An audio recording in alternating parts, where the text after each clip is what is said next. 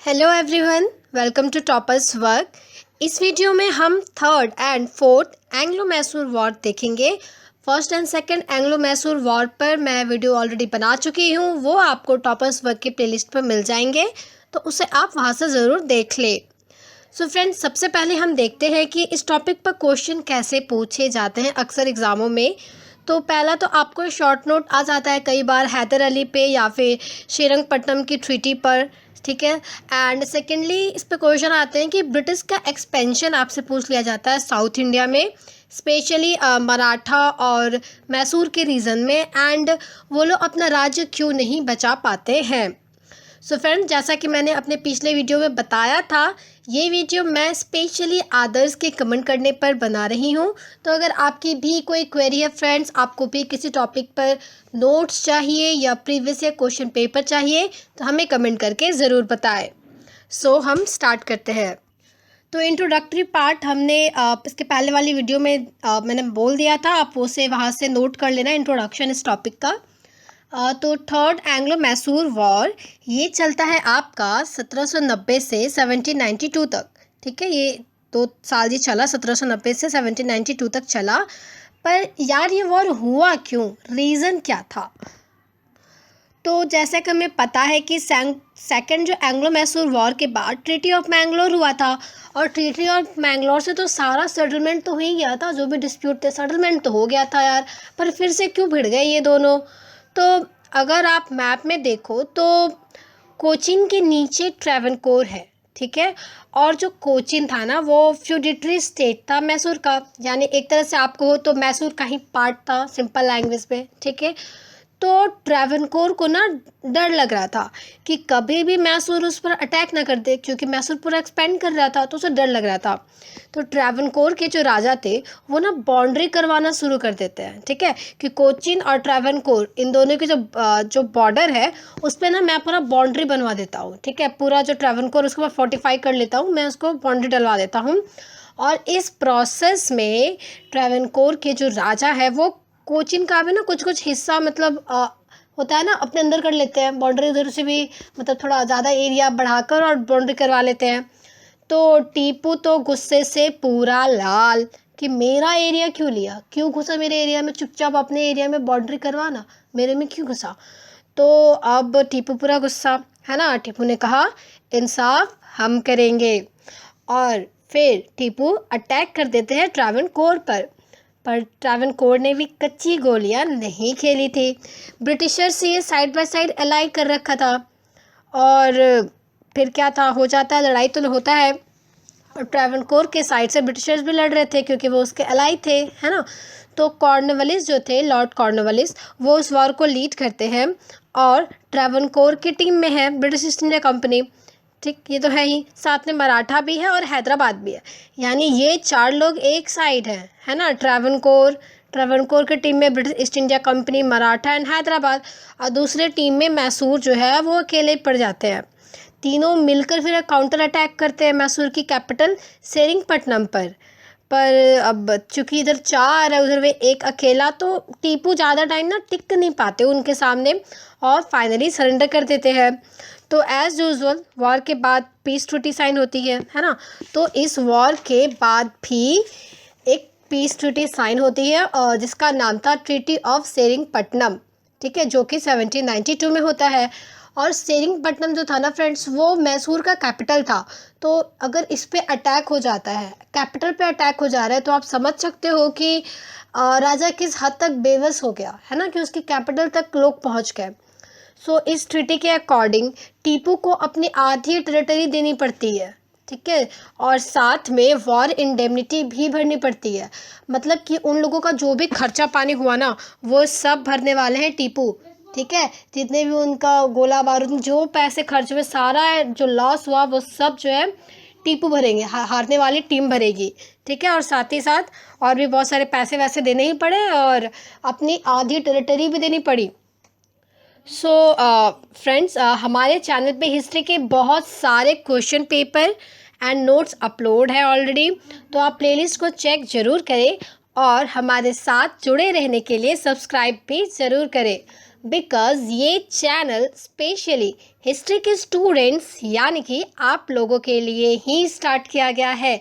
तो अभी के अभी सब्सक्राइब कर बेल आइकन को ज़रूर प्रेस कर ले। तो हमने देखा दोनों में वीडियो का एक वाइंड अप में छोटा सा अगर मैं कहूँ तो फर्स्ट एंग्लो मैसूर वॉर के एंड में आपका ट्रीटी ऑफ मद्रास होता है।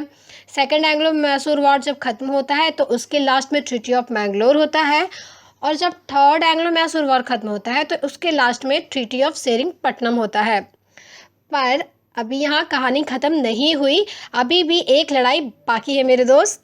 ठीक है, तो अब फोर्थ एंग्लो मैसूर वॉर भी होता है जो कि 1799 में होता है। तो इस वॉर में हम देखते हैं ये मतलब फोर्थ वॉर क्यों होता है, बिकॉज सेरिंगपट्टनम की ट्रीटी से ना टीपू को बहुत लॉस हुआ है ना। तो टीपू ने कहा हमका चाहिए बदला, है ना, अभी मैं तुम्हें नहीं जाने दूंगा। ठीक है, तो इसलिए टीपू अब क्या करता है, अब वो ना इंटरनेशनल फ्रेंड्स बनाता है। ठीक है, अपना लेवल हाई करता है, इंटरनेशनल फ्रेंड्स बनाता है, फ्रेंच से अपनी दोस्ती को और मजबूत करता है और स्ट्रॉन्ग करता है फ्रेंच से। साथ ही ये जैकोबिन क्लब का मेंबर बनता है और भी अलग अलग कंट्रीज़ में अपनी एम्बेसीज भेजता है। पर ब्रिटिश ईस्ट इंडिया कंपनी को ना इस बात की भनक लग जाती है कि ये ज़्यादा उड़ रहा है, इसके पर कुतरने पड़ेंगे, बहुत उड़ रहा है। अब इंडिया में बात नहीं बनी तो ये फॉरेन्स को मतलब फ्रेंच और किर्गिस्तान कहाँ कहाँ ये भेज रहा है, तो इसके पर कुचलने पड़ेंगे। तो लॉर्ड वेलेस्ली जो है वो उस समय तक इंडिया में एज अ गवर्नर जनरल आ चुके थे और हमें पता ही है जब वो लॉर्ड वेलेस्ली आते हैं तो वो सब्सिडरी अलायंस का मॉडल लेकर आते हैं। तो वेलेस्ली ने कहा देख टीपू, तो बहुत शाना बन रहा है, ठीक है, तो ये नहीं चलेगा। ठीक है, इंटरनेशनल एनआई बना रहा है, मुझे सब पता है। तो भाई टीपू इधर सुन, सब्सिडरी अलायंस साइन कर ले मेरे साथ। तो ऑब्वियसली टीपू मना कर देता है कि मुझे नहीं साइन करना कोई सब्सिडरी अलायंस आपके साथ। तो वेलेस्ली ने सोचा कि ये गुस्ताख मुझे मना कर रहा है सब्सिडरी अलायंस साइन करने से, तो रुक भाई, तू रुक, है ना, तू रुक जा, मतलब तू ऐसे प्यार से बोल रहा हूँ, नहीं मान रहा, और तो मैं तुम्हें बेबस करके साइन करवा के रहूँगा। यही करते भी थे ब्रिटिश ईस्ट इंडिया कंपनी। तो निज़ाम और मराठा को साथ मिलाकर British east India company Mysore की कैपिटल सेरिंगपट्टनम पर फिर से अटैक करती है और इस वॉर में टीपू की डेथ हो जाती है। मैसूर को फिर तीनों जो हैं आपस में बांट लेते हैं और फिर से वहाँ पर लास्ट में जो वुडियार डायनेस्टी थी, है ना, जब हैदर अली के राजा बनने से पहले वहाँ वुडियार डायनेस्टी का रूल था। तो ब्रिटिश ईस्ट इंडिया कंपनी अब वहाँ बैठ के तो संभालेगी नहीं ना राजपाट, तो वहाँ पे एक पपेट राजा बैठा देती है, छोटा सा बच्चा एक बैठा देती है वुडियार डायनेस्टी का कि मेरा रिप्रेजेंटेटिव टाइप, और उसे सब्सिडरी अलायंस साइन करवा लेती है और इस तरह एंग्लो मैसूर वॉर ख़त्म हो जाता है। फ्रेंड्स, आपको हमारे चैनल पे American history, history of China and Japan, Asia की history, history of modern west, history of Europe etcetera, इन सभी के नोट्स और प्रीवियस क्वेश्चन पेपर मिलेंगे। हिस्ट्री का जो भी आपका सिलेबस है वो सब यहाँ पे कवर होने वाला है। तो अभी क्या भी चैनल को सब्सक्राइब कर ले और अगर आपको ये वीडियो समझ में आ रहा फ्रेंड्स तो लाइक करना भी बिल्कुल भी ना भूलें। अब हम देखते हैं रीजंस क्या था फेलियर का, क्योंकि क्वेश्चन में ये भी पूछ लिया जाता है रीजंस क्या है फेलियर के। तो क्यों मैसूर फेल हो गया अपनी जो है एम्पायर को बचाने में। ठीक है, तो हम देखते हैं कि जो सबसे बड़ा वीकनेस था वो था कि सारे स्टेट्स आपस में लड़ रहे थे। ठीक है, इस समय सारे स्टेट आपस में लड़ रहे हैं, यूनिटी ही नहीं है, तो ये भी एक रीज़न बना। और इसी वजह से सभी स्टेट अंदर से ना बहुत वीक हो चुके हैं, आपस में ही लड़ रहे मतलब मराठा, हैदराबाद, मैसूर लड़ रहे खुद ही कमज़ोर हो चुके हैं। तब ब्रिटिश ईस्ट इंडिया कंपनी आ रही है तो उससे वो क्या ही मतलब टैकल करे, खुद ही लड़ के इतने कमज़ोर हो चुके हैं, इंटरनल स्टेबिलिटी वीक हो चुकी थी, इसलिए वो आसानी से शिकार बन जाते हैं इम्पीरियलिस्ट पावर्स के। मराठा और मैसूर को हम देखें तो आपस में ये तो कंटिन्यूस लड़ते ही रहते थे और इसका बेनिफिट उठाती थी ब्रिटिश ईस्ट इंडिया कंपनी। वो एक दूसरे, उन दोनों को ना एक दूसरे के अगेंस्ट यूज़ करती थी। जब मैसूर पर लड़ाई करनी है तो मराठा को यूज़ करा, उस पर करनी है तो उसको यूज़ करा, एक दूसरे के अगेंस्ट यूज़ करती रहती थी। एंड अगर हम हिस्टोरियन C.A. बैली के अकॉर्डिंग देखें तो मैसूर में ना ज़्यादातर हिंदू वॉरियर्स थे, हिंदू योद्धा थे ज़्यादातर। ठीक है, काफ़ी ज़्यादा मतलब डिपेंडेंट था उन पे, हिंदू वॉरियर्स पे।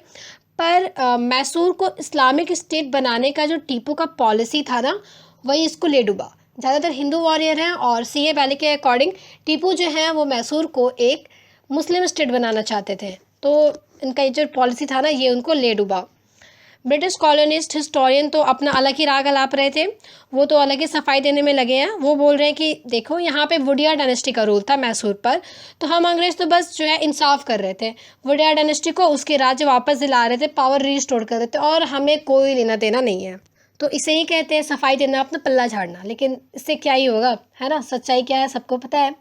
सो आई होप आपको ये टॉपिक अच्छे से समझ में आ रहा होगा फ्रेंड्स, एंड मुझे कमेंट करके भी आप ज़रूर बताएं। और अब हम एक लास्ट में वाइंड अप करते हैं कंक्लूज़न के साथ। मैसूर के इमरजेंस से सारे आसपास के जो भी स्टेट्स हैं ना, वो सब इसके इमरजेंस से जानने लगे कि यार ये मैसूर एक्सपेंड करते करते कहीं हमारे राज्य पे भी हमला ना करते। इसमें मोस्ट नोटेबल जो रहे वो थे मराठा एंड हैदराबाद के निज़ाम। दोनों ही ब्रिटिश ईस्ट इंडिया कंपनी के टीम में चले जाते हैं और बार बार मिल कर अटैक करते रहते हैं मैसूर पर। सब एक दूसरे से आगे निकलना चाह रहे थे, हर स्टेट एक दूसरे से आगे निकलना चाह रहा था, और इस चक्कर में आपस में ही दुश्मनी हो जा रही थी, है ना, आपस में रंजिश थे। और इसी चीज़ का बेनिफिट उठाता है ब्रिटिश ईस्ट इंडिया कंपनी, और वही होता है मैसूर को 1799 में। और फिर लास्ट में मराठा भी नहीं टिक पाता है ना, मराठा को भी हरा ही देते हैं, और निज़ाम को तो पहले ही हरा ही दिया, सब्सिडी अलायंस साइन करा दिया था। तो एक एक करके तीनों से ही सब्सिडी अलायंस साइन करवा लेते हैं। तो अगर यूनिटी रहती तीनों में तो ऐसा नहीं होता, लेकिन नहीं थी यूनिटी तो एक एक करके तीनों हारे। ठीक है, तो ये था हमारा कंक्लूज़न फ्रेंड्स। ऐसे और भी वीडियोस पाने के लिए, या और भी बहुत सारे वीडियोस जो अपलोड है वो सब देखने के लिए टॉपर्स वर्क के प्लेलिस्ट को आप फॉलो करते रहे। सो फिर मिलते हैं नेक्स्ट वीडियो में नए नोट्स और ढेरों प्रीवियस ईयर क्वेश्चन पेपर्स के साथ। Thank you.